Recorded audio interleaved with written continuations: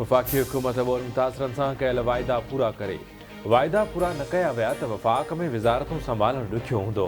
Peoples party समेत सुजाण धुरियुनि खे डिजिटल आदमशुमारीअ ते एतिराज़ आहिनि।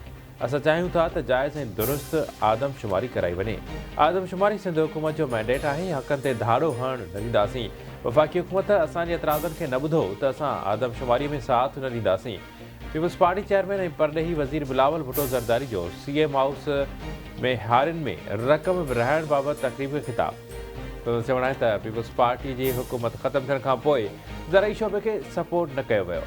नंढनि आबादगारनि हारियुनि जी मदद कई वञे त मुल्की ज़रूरतूं पूरियूं करे सघनि थियूं।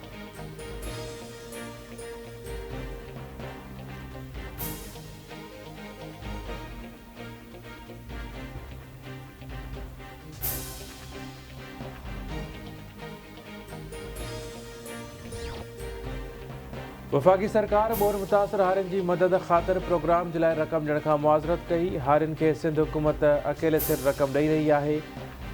आबादगारनि खे ॿिज जी मद में फ़ी एकड़ जे हिसाब सां 5000 रुपया ॾिना पिया वञनि।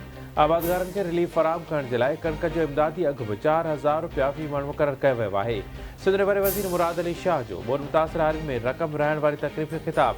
चवणु आहे त मुल्क में हिन वक़्तु डिजिटल आदमशुमारी जारी आहे। सिंध जी आबादी खे घटि ॻणियो वियो त उहा ॻाल्हि बर्दाश्त न कई वेंदी।